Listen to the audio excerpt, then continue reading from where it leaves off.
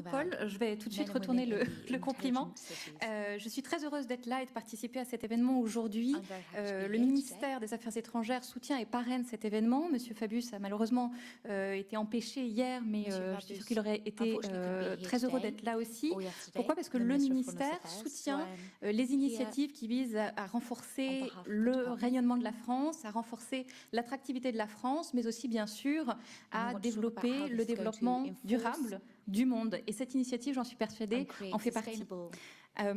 Alors, je me dois aussi de parler, bien sûr, en introduction de cette question de la COP21, avant d'entrer dans le vif du sujet, et de rappeler, comme le faisait Antoine Tristan Mossilnicar ce matin, l'importance, bien entendu, des collectivités dans la lutte contre le changement climatique, pour participer aussi à l'agenda des solutions qui se tiendra au Grand Palais au moment de la COP21. Et de la même manière, l'autre grande actualité pour le ministère en 2016, c'est le partenariat pour un gouvernement ouvert dont la France prendra la présidence et où il sera développé un volet collectivité, parce que les collectivités ont un rôle essentiel à jouer, bien sûr, dans le gouvernement ouvert. Alors ici, nous sommes au Congrès des territoires et villes intelligents. On a parlé Smart Grid, on parle...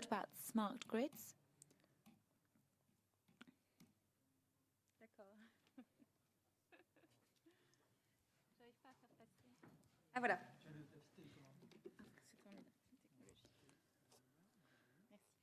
Excusez-moi. On parle smart grid, on parle smart transport, on parle même smart people, tout est smart.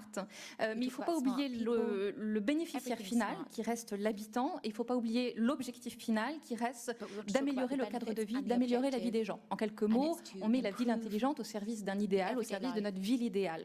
C'est un petit peu aussi ce que rappelait Michel Papalardo hier. Il est important de ne pas oublier pour qui l'on fait ça. Et cette ville idéale, à travers le monde, et on en est ici tous des représentants, puisqu'il y a des représentants de tous les lieux du monde, on arrive à s'accorder sur quelques aspects sur cette ville idéale. Cette ville idéale, elle doit être entièrement sécurisée. Cette ville idéale, elle doit favoriser la rencontre entre les personnes, ménager des quartiers d'innovation qui permettent aux entrepreneurs, aux investisseurs, aux sans-emploi, aux universitaires de se rencontrer et de créer ensemble de nouveaux projets. Cette ville idéale, elle doit maîtriser les stress excessifs que peuvent générer nos sociétés. Alors, c'est les embouteillages, c'est les flux de personnes, c'est les transports en retard, mais c'est aussi les stress du 21e siècle, le fait de ne pas avoir accès à Internet, le fait d'avoir un téléphone portable déficient qui crée des stress nouveaux aujourd'hui, auxquels il faut qu'on puisse répondre également. Et surtout, cette ville idéale, c'est celle qui offre un égal accès à ces infrastructures urbaines à tout moment, aussi bien aux hommes qu'aux femmes de cette ville idéale. Et je souhaitais faire un petit peu un cas d'usage dans ce forum pour mettre l'accent sur les femmes et les hommes qui composent ces villes idéales et voir dans quelle mesure, finalement, la Smart City peut renforcer l'égalité qui existe entre les femmes et les hommes dans l'usage des structures publiques.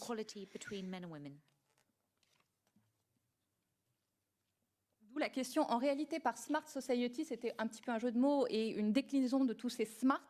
Par Smart City, on peut entendre le fait d'utiliser les technologies numériques pour se rapprocher de notre idéal de ville. Je pense que c'est là une définition. Et si l'on l'applique à la société, c'est comment utiliser le numérique pour renforcer et pour atteindre notre idéal de société. Alors, à qui appartient la rue? A priori, vous allez me dire à tout le monde. Eh bien, il faut d'abord se remettre dans le contexte du fait que pendant très longtemps, l'espace public, la sphère publique était l'apanage des hommes, tandis que la sphère privée était davantage le lieu des femmes, le lieu de gestion des femmes.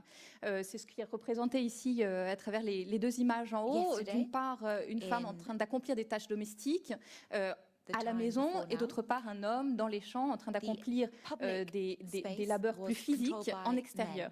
Et bien, ce qui est intéressant de noter, c'est que même si énormément a été fait, même si le principe d'égalité entre les femmes et les hommes a été reconnu, pourtant des différenciations perdurent dans les mentalités, comme on le voit dans cette campagne de publicité où la femme est à nouveau tournée vers la maison, vers l'intérieur, et où l'homme est tourné vers l'extérieur, regarde vers l'avenir, regarde vers la technologie. Donc il faut avoir à l'esprit le fait que encore perdurent de manière plus ou moins insidieuse des différences de traitement, des différences d'appréhension des hommes et des femmes, y compris dans l'espace public. L'espace public que je vais définir dans mon exposé avec les rues, les squares, les parcs, mais aussi les équipements sportifs, les centres de loisirs, les centres sportifs, les centres communautaires notamment. Alors, ces espaces masculins, espace public masculin, espace privé davantage féminin, ça a un impact majeur sur la façon dont les femmes et les hommes vont utiliser les espaces. Dans 3 domaines majeurs qui vont maintenant concentrer notre intérêt, la question de la sécurité dans la ville, la question de la mobilité dans la ville et la question de l'usage des espaces de loisirs et des espaces sportifs. La question de la sécurité d'abord. Vous allez me dire, à Paris, par exemple, chacun est libre de circuler lorsqu'il le veut, de la manière qu'il le souhaite. Et pourtant, qui de vous n'a jamais dit à une amie, à une proche qui rentrait le soir, fais attention en rentrant toute seule chez toi le soir? Et qui de vous a dit aussi souvent à un ami, à un proche, fais attention en rentrant tout seul chez toi le soir? Il y a un sentiment d'insécurité beaucoup plus fort chez les femmes que chez les hommes dans les rues, notamment à la nuit tombée. Sont en cause, bien sûr, les recoins, les bosquets, les parkings où on imagine que quelqu'un peut se cacher, les zones d'éclairage différentes. On a à gauche l'image des Champs-Élysées fortement éclairées, fortement fréquentées à la nuit tombée, où le sentiment d'insécurité est très faible. Et en regard, une rue déserte où effectivement on peut craindre une agression, un acte criminel. Par exemple, dans le métro parisien, le soir, on a 2 femmes pour 8 hommes. Donc ça veut dire que les femmes ne peuvent pas accéder de la même manière, aussi librement qu'elles le souhaiteraient, aux espaces publics. Alors si le lien entre aménagement du territoire et criminalité urbaine a depuis longtemps fait l'objet de beaucoup d'études, beaucoup de travaux, beaucoup de correctifs, il est intéressant d'y ajouter un paramètre d'analyse lié au sexe. Justement, on va le voir plus précisément. Deuxième exemple intéressant, la mobilité. A priori, vous allez me dire, tout le monde est libre d'utiliser les transports en commun comme il le souhaite, d'utiliser la voiture comme il le souhaite, etc. Pourtant, des éléments qui sont apparemment neutres conditionnent en réalité l'usage que les uns et les autres vont faire des transports publics et vont accéder à leur ville. Alors, mesdames, vous marchez davantage que vos maris, vous utilisez davantage les transports en commun que vos maris, tandis que vous, messieurs, les statistiques le montrent, vous utilisez davantage la voiture ou le vélo que les femmes. Donc un chiffre intéressant, les 2 tiers des utilisateurs des transports en commun sont des femmes, et de la même manière, les personnes qui pratiquent le vélo sont majoritairement des hommes, 60%, et à la nuit tombée ou lorsqu'il pleut, ça monte même à 80%. Alors, à droite, un petit tableau qui vient d'ailleurs d'un rapport de la Banque mondiale sur l'Afrique du Sud pour montrer que ces tendances sont vraiment mondiales. Alors, comment expliquer ça ? Et est-ce que ça pose problème finalement? Comment expliquer ça? Il faut porter attention au parcours quotidien des unes et des autres. Les parcours quotidiens des femmes et des hommes diffèrent en ce que les femmes sont encore majoritairement celles qui ont en charge les enfants, les courses, le soin aux personnes âgées, la visite médicale, etc. Ce qui fait que leur parcours de mobilité quotidienne va être beaucoup plus complexe que celui des hommes qui, majoritairement, va faire un trajet du type maison, travail, travail, maison. Les femmes, quant à elles, vont devoir relier plusieurs lieux différents. Et ça va avoir 3 impacts majeurs sur leur schéma de déplacement généraux. Tout d'abord, les distances qu'elles vont relier dans une journée sont plus nombreuses, donc doivent être plus petites pour réussir à tout relier. Ça veut dire aussi qu'elles vont fréquenter les transports tout au long de la journée et pas seulement le matin et le soir au moment des heures de pointe. Et ça veut enfin dire qu'elles vont effectuer des trajets qui vont relier le centre et la périphérie, mais aussi éventuellement entre périphéries, périurbains, etc. Et ça, c'est assez différent du schéma dominant des transports que l'on connaît, où il y a un renforcement des transports en commun aux heures de pointe et un accent mis sur l'axe centre-périphérie. Donc, quelque part, une offre de transport qui n'est pas forcément adaptée à la demande du point de vue des femmes. Et puis, j'ai mis une petite image. Effectivement, on constate que les femmes sont bien souvent accompagnées d'enfants, plus souvent que les hommes, sont plus souvent que les hommes aujourd'hui, mais ça change, encombrées de paquets. De temps en temps aussi, elles se doivent de porter des talons ou des jupes. Et effectivement, ça peut entraver une pratique à vélo, par exemple. Donc, c'est tous ces éléments qu'il est intéressant de prendre en compte pour voir l'impact que ça peut avoir sur l'aménagement du territoire décidé par la ville. Enfin, je prendrai un dernier exemple. la question des espaces collectifs, des espaces de loisirs, pour noter qu'effectivement, a priori, ça vous a peut-être pas frappé. Moi, avant d'étudier ça, ça m'avait pas frappé. Mais les espaces de loisirs proposés par la ville sont majoritairement occupés par les garçons. Les espaces de loisirs, j'entends en accès libre, les skateparks, les terrains de foot, les terrains de basket, par exemple, sont éventuellement financés par la collectivité, mais en pratique utilisés à 80% par les garçons, ou peut-être 80%, j'exagère, mais sur le graphique qui est là, on voit bien que ce sont des équipements, des infrastructures urbaines mixtes, mais qui sont très majoritairement utilisés par les garçons, voire même carrément désertés par les filles, par les adolescentes, comme on le voit sur le schéma du dessous, où un certain nombre d'activités qui peuvent être proposées par les maisons de quartier finalement répondent à une demande des garçons, mais pas tellement des filles, à l'exception, on le voit ici, de l'activité hip-hop. Donc, ce qu'il faut retenir, c'est que cette offre, elle semble neutre du point de vue du genre, mais qu'en fait, elle a un impact direct sur la façon dont nos jeunes vont appréhender l'espace public. Alors, pourquoi ça? C'est intéressant aussi de se poser la question. Bien sûr, les normes sociales sont en cause. Les adolescentes, parfois, se sentent moins légitimes dans l'espace public. Elles se doivent un petit peu, elles sont incitées à rester à la maison, éventuellement. Et puis, un deuxième type d'explication, ce qui est mis en avant par Yves Rebaud, qui est un géographe français qui s'est intéressé à ces questions, il montre combien les villes sont faites par et pour les hommes. C'est-à-dire que ce sont majoritairement des hommes qui occupent les postes d'architectes, d'urbanistes ou même de directeurs de services d'équipement. Et quelque part, ils vont réaliser des villes à leur image, à leurs besoins. Alors, ces inégalités, lorsqu'elles sont conjuguées, elles représentent une forme d'exclusion sociale et économique. Parce que, évidemment, c'est une question de justice sociale, une question d'égalité entre les femmes et les hommes. Mais au-delà, ce qui est important de voir pour la collectivité, c'est les impacts réels, concrets, permanents que ça peut avoir sur la question de l'économie et du social. L'impact économique est évidemment très important, par exemple, lorsque l'on songe à ces parcours de mobilité assez complexes, à ces distances que les femmes doivent relier dans une seule journée et qui donc réduisent, in fine, leur bassin d'emploi. C'est-à-dire que les femmes vont avoir la possibilité de prétendre à un bassin d'emploi plus réduit que les hommes, puisqu'elles vont avoir des distances à faire plus nombreuses dans la journée. Donc, elles vont devoir avoir un travail qui est plus proche de leur domicile. Un autre exemple auquel on peut penser en termes d'accès à l'emploi et d'égalité économique, c'est cette question du décrochage de l'espace public par les adolescentes.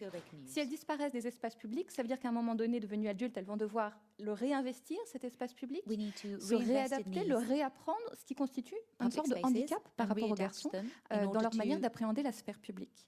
Et puis, je ne m'attarde pas sur les inégalités sociales, très rapidement. Par exemple, donc, dans l'accès aux soins, le rapport du Haut Conseil à l'égalité femmes-hommes en France a relevé que plus d'une femme sur 4 renonce à certains types de soins dans les quartiers fragilisés, dans les zones rurales, en raison de la distance géographique. Et puis bien sûr, des questions d'isolement et de solitude peuvent être générées par ces difficultés à accéder aux transports en commun, etc. Alors venons-en à l'essentiel. Qu'est-ce que les collectivités territoriales peuvent faire pour réduire cet usage différencié par les hommes et les femmes de l'espace public en utilisant le numérique? Alors j'ai identifié 2 priorités d'action majeures dans cette perspective. La première, c'est qu'il faut impérativement, à mon avis, accroître le nombre d'informations dont on dispose sur ces questions-là. C'est-à-dire qu'il y a un certain nombre de recherches qui sont faites déjà aujourd'hui. Néanmoins, on ne connaît encore pas beaucoup le sujet. En particulier, moi, je n'ai pas trouvé d'études qui identifient éventuellement des lieux peu fréquentés par les hommes, c'est-à-dire minoritairement fréquentés par les hommes, et ce qui pourrait pénaliser les hommes. C'est-à-dire qu'à l'inverse, voilà, se poser la question de savoir si le fait que les parcs pour les enfants soient d'abord fréquentés par les femmes, est-ce que les hommes peuvent s'y sentir aussi légitimes que les femmes? Et est-ce que ça peut les pénaliser de ne pas pouvoir y accéder aussi facilement? Voilà. Donc, il faut d'abord donner des informations. Et là, bien sûr, le numérique peut aider à encourager cette collecte d'informations par le big data. On met des capteurs, on met des cartes à puce dans les cartes de transport qui permettent de savoir qui a utilisé quel transport pour quel motif à quel moment. Enfin, on peut accumuler un certain nombre d'informations pour mieux comprendre les mécanismes existants. Un deuxième exemple en termes de collecte de données massives, c'est bien sûr toutes les applications de crowdsourcing. Alors, il y a cet exemple des marches exploratoires. La marche exploratoire, c'est le fait pour un groupe de femmes, des élus, des journalistes, des urbanistes, des habitantes d'un quartier, de parcourir un parcours fléché, traversant un certain nombre d'équipements publics et de signaler les atouts et les faiblesses de chaque équipement en fonction du sentiment de sécurité général. Alors moi, je pense qu'il pourrait être intéressant, par exemple, de faire une application pour ces marches exploratoires, donc de les mettre disponibles pour chacune en ligne, avec un parcours sur lequel chaque femme pourrait renseigner le sentiment de sécurité ou non en passant devant tel ou tel bâtiment, en exploitant telle ou telle infrastructure. Et puis, on peut même élargir, de passer du thème de la sécurité à d'autres thèmes, les transports, comme on l'a vu, les espaces de loisirs, et donc avoir une application qui permet de remonter l'information en partant de la foule, du crowd, pour gagner un maximum d'informations. La seconde action dans cette priorité, numéro 1, qui est de rassembler l'information et de la traiter, donc c'est plus précisément d'analyser cette information pour essayer de la faire parler. Et là, on a deux outils extraordinaires pour les collectivités, c'est les data camps, bien sûr, et puis toujours... Pardon. Les applications, les mobile apps, qui sont quand même un outil, on l'a vu dans le Startup Contest qui est aussi en train de se dérouler, que les applications mobiles rendent un nombre de services incalculable. Les data camps, je ne sais pas si vous êtes familier de cette expression, c'est le fait pour un certain nombre de personnes de se rassembler, ça peut être des développeurs, des entrepreneurs, ça peut être des designers, mais ça peut être aussi des habitants, des habitantes, des usagers, des usagères, qui se rassemblent en un même lieu et qui s'affrontent en équipe pour créer un prototype d'une nouvelle application ou d'un nouveau service en ligne sur un thème donné. Et ça peut permettre, en s'appuyant sur la foule et sur la créativité de plusieurs personnes ensemble, ça permet d'avoir, par exemple, une mise en image de ce qui, d'un certain nombre de données qu'on a pu récolter. Alors, je vous ai mis sur la droite l'exemple d'un Open Data Camp qui a été organisé par Etalab, le service du Premier ministre qui s'occupe de l'ouverture des données publiques et qui avait fait en 2013 un Data Camp centré sur donc, territoire, ville et égalité femmes-hommes. Était apparue cette carte de la ville de Rennes. Alors, étude genrée du filaire, c'est assez barbare, mais en fait, ça représente à gauche les noms de rues de la ville de Rennes qui portent des noms d'hommes, et à droite, les noms de rues de la ville de Rennes qui portent des noms de femmes. Et aujourd'hui en France, 2% des noms de rues portent des noms de femmes. Et ça signifie quelque chose au niveau de la visibilité des femmes dans l'espace public. Il ne s'agit pas de tout bouleverser, etc., mais c'est intéressant d'en avoir conscience. Donc voilà, il peut se passer des choses comme ça avec les data camps, c'est extrêmement intéressant. Donc là, ça met au jour des faiblesses, voire des dysfonctionnements. Et puis après, on peut créer des correctifs, comme on va le voir. Sur les applications mobiles qui peuvent permettre de mettre en lumière, grâce à des données collectées, des dysfonctionnements, il y en a tout un tas. Je peux citer par exemple le Gender Gap Grader qui s'appuie sur toutes ces données récoltées en fonction du genre, selon le sexe, et qui permettent de faire des infographies, des cartographies, etc. très facilement. Et donc, la deuxième priorité, c'est bien sûr d'agir. Et pour agir, donc moi, j'ai identifié que les collectivités pouvaient encourager l'intégration d'une perspective de genre dans la conception et dans la mise en œuvre des projets innovants qu'elles peuvent être amenées à développer sur l'usage des espaces publics. Alors, très concrètement, par exemple, l'éclairage intelligent. On en a un bon exemple ici. Si on fait de l'éclairage intelligent, c'est-à-dire un éclairage qui s'allume dans la rue au moment où la personne passe. Bon, bah, ça s'allume là. Là, vous me voyez, mais je ne vois pas du tout ce qu'il y a devant moi parce que ce n'est pas éclairé. Je ne vois pas du tout ce qu'il y a derrière moi parce que ce n'est pas éclairé. On l'a vu tout à l'heure, ça crée un sentiment d'insécurité très fort puisqu'on ne voit pas par quoi on est entouré. C'est pour ça que c'est important d'avoir cette perspective de genre dans la réflexion sur les projets des espaces publics. Parce qu'il faut bien avoir conscience du fait que les analyses genrées mettent au jour des problématiques qui, une fois corrigées, vont bénéficier à tous et pas seulement aux femmes. Cette thématique, l'insécurité, elle n'est pas absente chez les hommes, elle est juste moins présente. Donc c'est souvent un levier pour comprendre quelque chose qui était plutôt invisible. Donc pour les éclairages intelligents, très important de prendre en compte la perspective de genre. Et puis, il y a toute la série des mobile apps, comme d'habitude, qui peuvent apporter des correctifs temporaires ou de long terme. Par exemple, les applications du métro qui permettent de savoir quand est-ce qu'arrive le prochain train, quelque part, sont une sorte de correctif temporaire à la question de la sécurité, puisque la femme va pouvoir se présenter sur le quai du métro quelques instants avant l'arrivée du train et donc ne pas avoir à patienter sur le quai toute seule pendant un certain temps. Idem pour l'homme d'ailleurs, évidemment. Donc ces applications-là sont déjà des formes de réponse à ces questions-là. Il faut aller plus loin. Citadel on the Move aussi propose des choses. C'est un site qui permet de créer sa propre application en tant que citoyen en utilisant la cartographie de sa ville, en utilisant le jeu de données libéré par sa ville pour se créer son propre outil cartographique en ligne. Et puis bien sûr, ce sera mon dernier point, il s'agit un petit peu d'élargir l'approche. Ah, ça c'était radical. On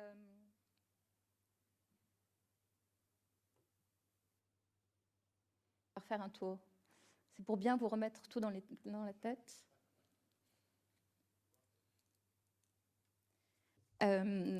Donc, la dernière chose, c'est qu'il faut aller voir plus loin. Il y a des projets innovants qui sont en cours, plus ou moins développés. L'Internet des objets, le télétravail, le tout connecté, l'e-santé sont autant de projets qu'il est important d'envisager dès maintenant avec une perspective de genre, parce que ce sont des innovations sociales extraordinaires, ça va avoir un impact extraordinaire, y compris sur l'usage de l'espace public.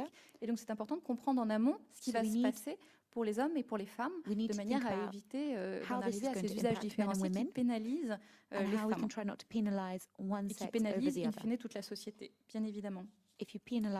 Voilà, j'en ai terminé. Je rappellerai donc 2 messages essentiels en conclusion de ce que j'ai voulu présenter. La première chose, c'est qu'il faut bien avoir conscience que l'aménagement du territoire aujourd'hui a un impact différencié sur les hommes et sur les femmes, et que cela se fait au détriment des femmes. On l'a vu au travers de l'usage des infrastructures urbaines pour les jeunes femmes qui ne s'y sentent pas légitimes et qui donc n'y sont pas présentes.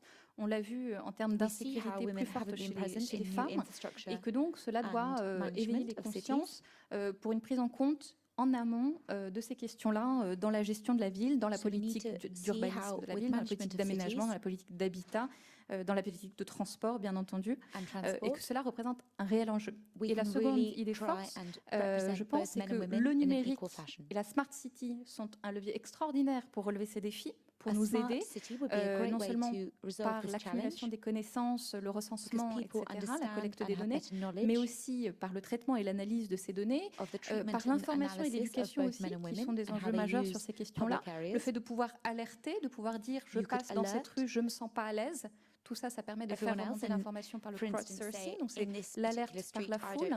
Le fait de réduire les besoins de déplacement aussi, quand on parle télétravail, quand on parle d'e-santé, ça réduit aussi le besoin de déplacement et ce sont aussi une forme de réponse.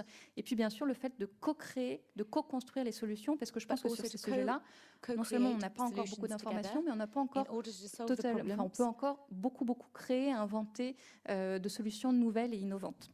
Et je pense que c'est vers cette smart local society que l'on peut aller, donc une société qui utilise les technologies pour avancer vers plus d'égalité entre les femmes et les hommes. Je vous remercie.